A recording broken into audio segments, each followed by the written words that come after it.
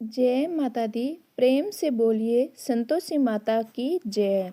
आज शुक्रवार के दिन संतोषी माता का व्रत और कथा का श्रवण किया जाता है। तो आज आप सुनिए मनोकामनाओं को पूर्ण करने वाली संतोषी माता की व्रत कथा।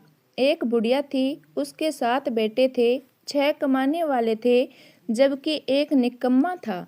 बुढ़िया 6 बेटों की रसोई बनाती, भोजन कराती और उनसे जो कुछ जूठन बचती वह 7वें को दे देती। एक दिन वह 7वां पुत्र अपनी पत्नी से बोला, देखो मेरी माँ मुझे कितना प्रेम करती है। वह बोली, क्यों नहीं, सबका जूठा जो तुमको खिलाती है। वह बोला, ऐसा नहीं हो सकता, मैं जब तक आंखों से ना देख लूं मान नहीं सकता। बहू हंसकर बोली, देख लोगे तब तो मानोगे ना। कुछ दिन बाद त्योहार आया। घर में 7 प्रकार के भोजन और चूरमे के लड्डू बने। वह 7वां पुत्र जांचने के लिए सिर दुखने का बहाना करके पतला वस्त्र सिर पर ओढ़े रसोई घर में सो गया। वह कपड़े में से सब देख रहा था। उसने देखा माँ ने उनके लिए सुंदर आसन बिछाया, नाना प्रकार की रसोई परोसी और आग्रह करके उन्हें भोजन खिलाया और वह सब देखता रहा। 6 पुत्र भोजन करके उठे, तब माँ ने उनकी जूठी थाली में से लड्डुओं के टुकड़े उठाकर एक लड्डू बनाया। जूठन साफ कर बुढ़िया माँ ने उसे पुकारा, बेटा 6 भाई भोजन करके गए, अब तू ही बाकी है, उठ तो कब खाएगा। वह सोचने लगता है कि वह निकम्मा है, कोई काम नहीं करता, इसीलिए माँ उसके साथ ऐसा करती है। वह बोला, माँ मैं भोजन नहीं करूँगा, मैं अब परदेश जा रहा हूँ। माँ ने कहा, कल जाता है तो आज ही चला जा। वह बोला, हाँ हाँ आज ही जा रहा हूँ।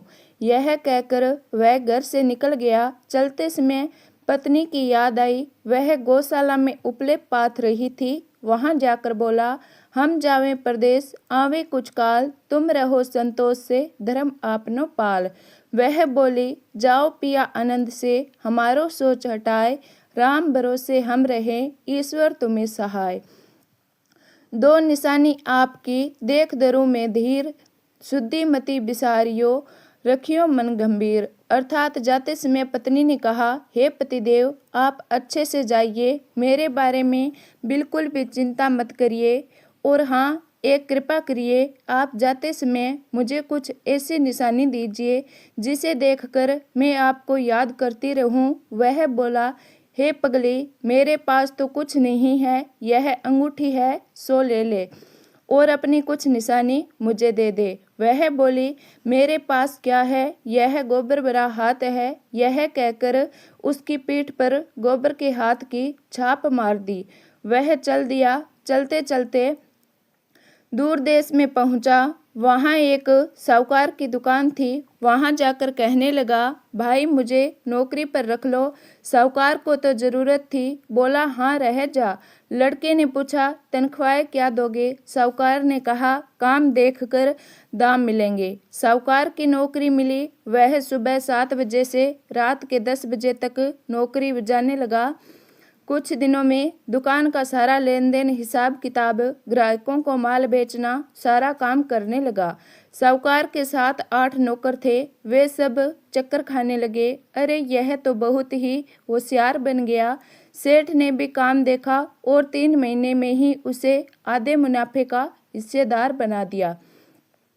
वह कुछ ही वर्ष में नामी सेठ बन गया और मालिक सारा कारोबार उस पर छोड़कर तीर्थ यात्रा के लिए चला गया।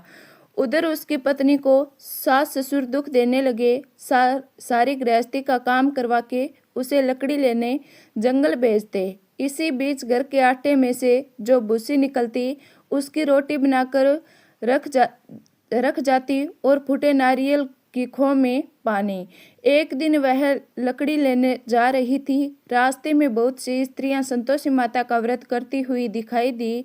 वह वहां खड़ी होकर कथा सुनने लगी और पूछा, बहनों तुम किस देवता का व्रत करती हो और उसके करने से क्या फल मिलता है?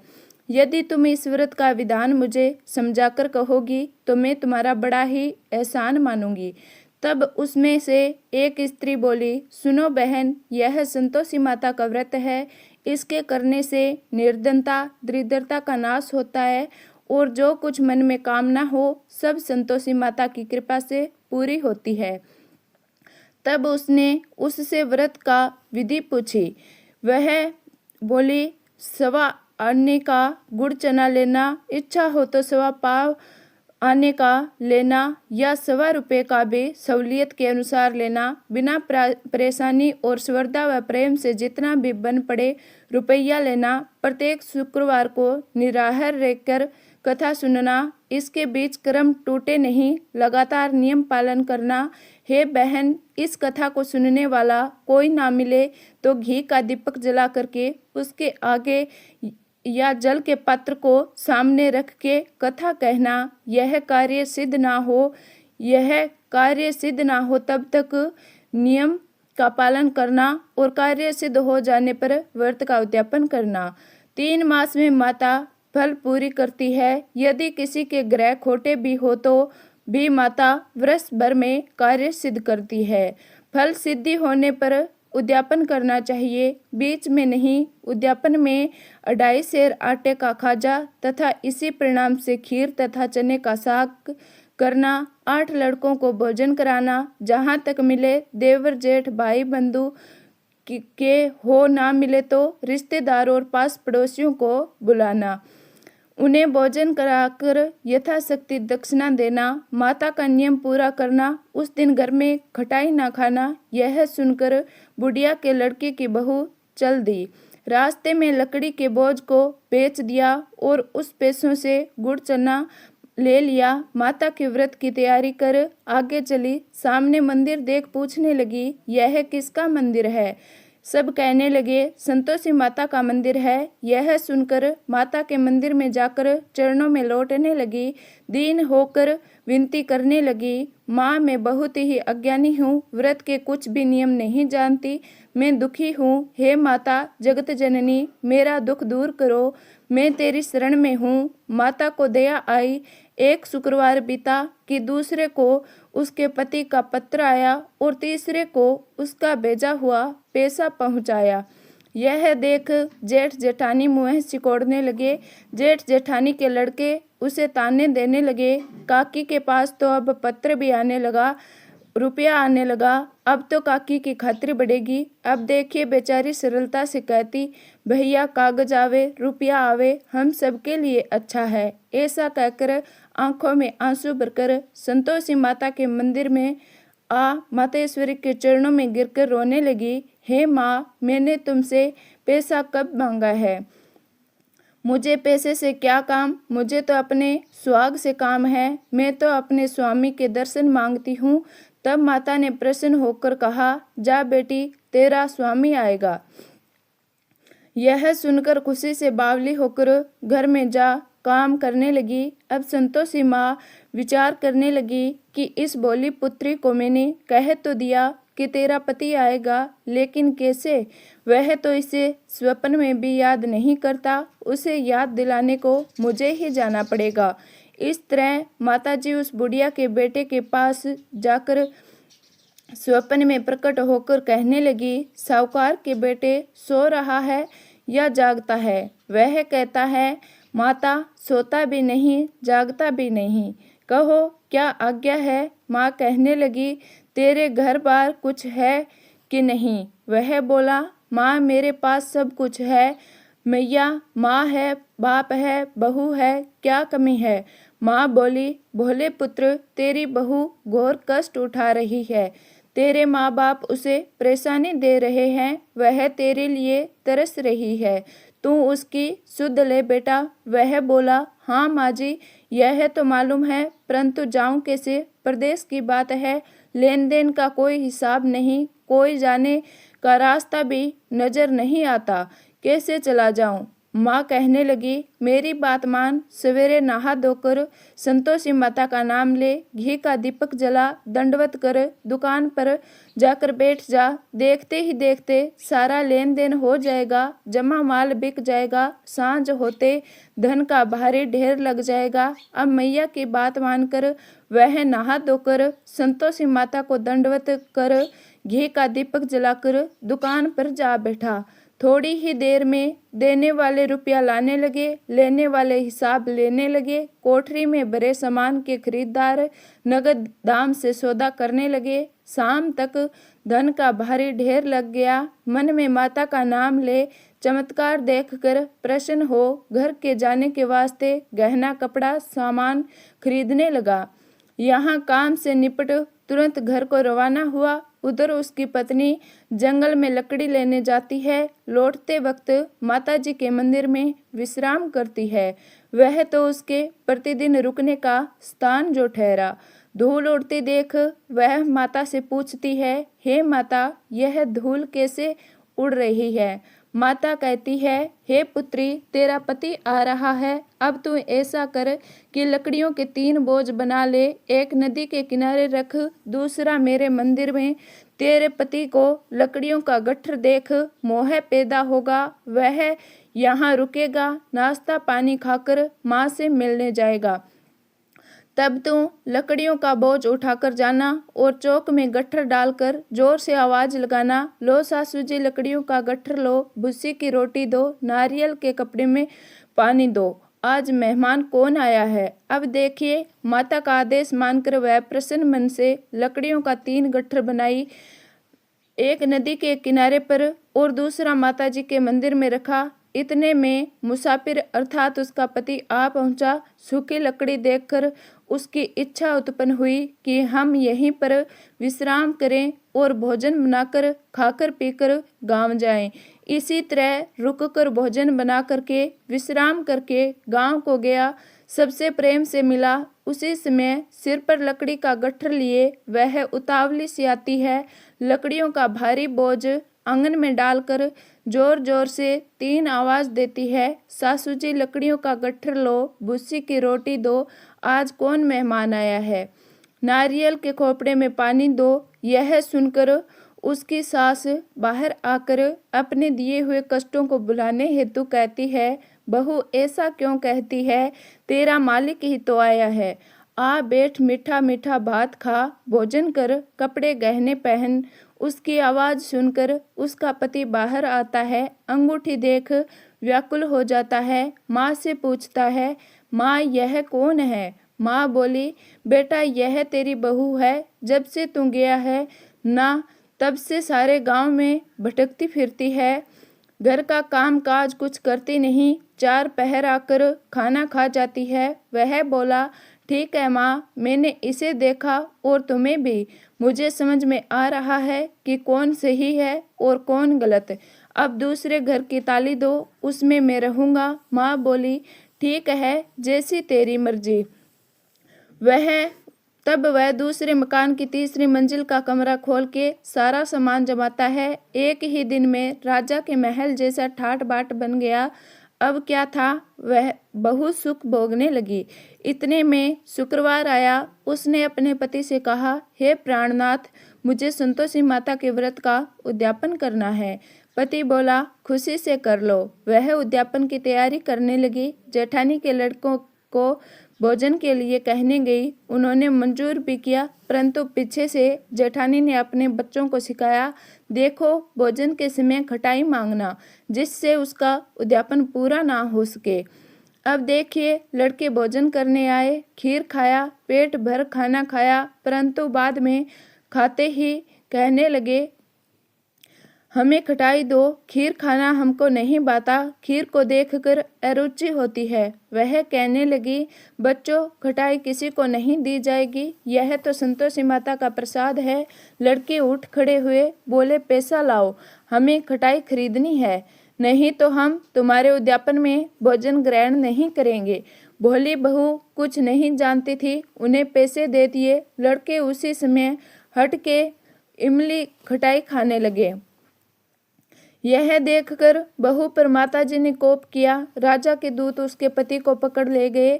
जेठ जेठानी मनमाने वचन कहने लगे और बहुत ही उल्टा सीधा खरी खोटी सुनाने लगे। यह तो लूट कर धन इकट्ठा कर लाया है, अब सब मालूम पड़ जाएगा जब जेल की मार खाएगा।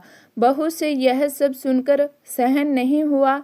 रोती हुई माताजी के मंदिर में गई। कहने लगी, हे माता, तुमने क्या किया? हंसाकर अब भक्तों को रुलाने लगी। माता बोली, बेटी तूने उद्यापन में इमली खिलाकर मेरा व्रत भंग किया है। वह कहने लगी, माता मैंने कुछ अपराध नहीं किया, मैं तो भूल से लड़कों को पैसे दे दिए थे, मुझे क्षमा करो, मैं फिर तुम्हारा उद्यापन करूंगी। संतोषी माता बोली, हे पुत्री अब भूल मत करना। वह कहती है, अब भूल नहीं होगी मैया, अब बताओ वे कैसे आवेंगे। माता बोली, जा पुत्री, तेरा पति तुझे रास्ते में आता मिलेगा। वह निकली। अब क्या था, वह जैसे ही मंदिर से निकली, रास्ते में पति आता हुआ मिला। वह पूछी, कहाँ गए थे। वह कहने लगा, हे प्रिय, इतना धन जो कमाया है उसका कर राजा ने मांगा था, वह भरने गया था। वह प्रसन्न हो बोली, भला हुआ, अब घर चलो। कुछ ही दिन बाद फिर से शुक्रवार आया। वह अपने पति से बोली, नाथ मुझे फिर माता का उद्यापन करना है। पति ने कहा, करो। बहू फिर जेठ के लड़कों को भोजन को कहने गई। जेठानी ने एक दो बातें सुनाई और सब लड़कों को सिखाने लगी, तुम सब लोग पहले से ही खटाई मांग लेना। अब देखिए, लड़के भोजन करने के लिए जाते हैं और भोजन से पहले कहने लगे, हमें खीर नहीं खानी, हमारा जी बिगड़ता है, कुछ खटाई खाने को दो। वह बोली, हे पुत्रों, खटाई किसी को नहीं मिलेगी, आना है तो आओ, नहीं तो वह ब्राह्मण के लड़कों को लाकर भोजन करा लेगी। जेठानी के सभी लड़के वहां से चले गए। वह बहू ब्राह्मणों के लड़कों को लाती है और उन्हें भोजन कराती है। यथाशक्ति दक्षिणा की जगह एक एक फल दिया। संतोषी माँ प्रसन्न हुई। माता की कृपा से होने से 9वें मास में उसके चंद्रमा के समान सुंदर पुत्र प्राप्त हुआ। पुत्र को पाकर प्रतिदिन माताजी के मंदिर के दर्शन करने जाने लगी। माँ ने सोचा, यह रोज आती है, आज क्यों ना इसके घर चलूं। यह विचार करके माता ने भयानक रूप बनाया। गुड़ से चने से सना मुख, ऊपर सूंड के समान होठ और उस पर मक्खियां भिन भिना कर रही थी। जैसे ही माता ने दहलीज में पैर रखा, सास चिल्लाने लगी, अरे देखो कोई डाकिन चुड़ैल आ रही है, लड़को इसे भगाओ नहीं तो इसे खा जाएगी। बहू सब कुछ रोशनदान में से देख रही थी। प्रसन्नता से पगली बनकर चिल्लाने लगी, आज मेरी माताजी मेरे घर आई है। वह अपने बच्चे को दूध पिला रही थी और दूध पिलाने से हटाती है। इतने में सास का प्रकोप फूट पड़ा। वह बोली, क्या उतावली हुई है, बच्चे को पटक दिया। इतने में माँ के प्रताप से लड़के ही लड़के नजर आने लगे। वह बोली, सासू माँ, मैं जिसका व्रत करती हूँ यह संतोषी माता है। सबने माता जी के चरण पकड़ लिए और विनती करके कहने लगे, हे माता, हम मूर्ख हैं, अज्ञानी हैं, तुम्हारे व्रत की विधि हम नहीं जानते, व्रत भंग कर हमने बड़ा अपराध किया। जग माता, आप हमारा अपराध क्षमा करो। इस प्रकार माता प्रसन्न हुई। हे संतोषी माता, बहू को प्रसन्न हो, जैसा फल दिया वैसा माता सबको देना। इस कथा को पढ़ने वाले, सुनने वाले तथा हुंकार भरने वालों को देना। जय माता संतोषी। प्रिय भक्तगणों, आइए अब श्रवण करते हैं संतोषी माता की आरती। जय संतोषी माता मैया, जय संतोषी माता, अपने सेवक जन की सुख संपत्ति दाता। मैया जय संतोषी माता, सुंदर चीर सुनहरी माँ धारण कीन्यो, मैया धारण कर लीन्यो। हीरा पन्ना दमके तन श्रृंगार लीन्यो। जय संतोषी माता, मैया जय संतोषी माता। गेरू लाल छटा छवि बदन कमल सोवे, मंद हसत करुणामयी त्रिभुवन जन मोए। जय संतोषी माता, मैया जय संतोषी माता, मैया जय संतोषी माता। श्रवण सिंहासन बैठी चंवर ढूले प्यारे, धूप दीप मधुमेवा भोग धरे न्यारे। जय संतोषी माता, मैया जय संतोषी माता, मैया जय संतोषी माता। गेरु अरुचना प्रम्पिरिय माताम्बे संतोष कियो, संतोषी कहलाई भगतन विभव दियो। जय संतोषी माता, मैया जय संतोषी माता, मैया जय संतोषी माता। शुक्रवार प्रिय मानते आज दिवस सोहे, भक्त मंडली आई कथा सुनते मोहे।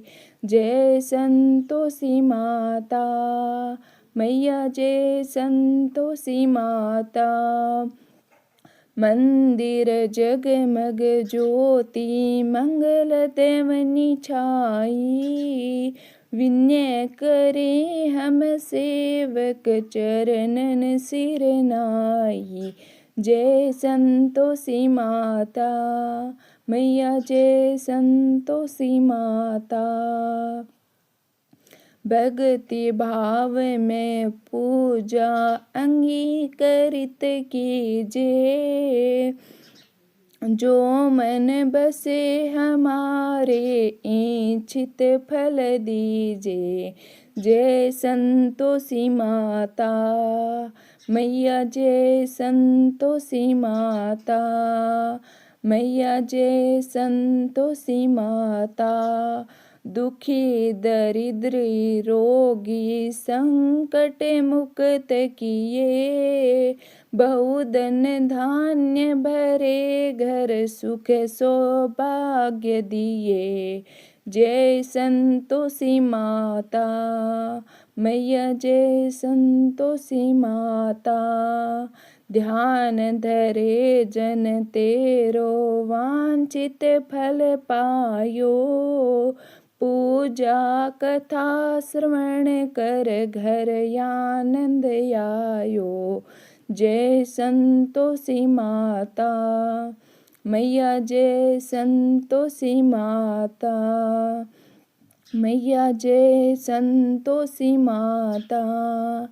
शरण गहे की लज्जा रखियो जगदम्बे, संकट तू ही निवारे दयामयी अम्बे।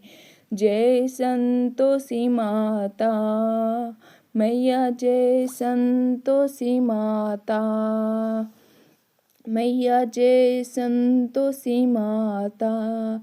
संतोषी माता की आरती जो कोई जन गावे, रिद्धि सिद्धि सुख संपत्ति जी भर के पावे। जय संतोषी माता, मैया जय संतोषी माता। अपने सेवक जन की सुख संपत्ति दाता, मैया जय संतोषी माता। ओम जय संतोषी माता, मैया जय संतोषी माता।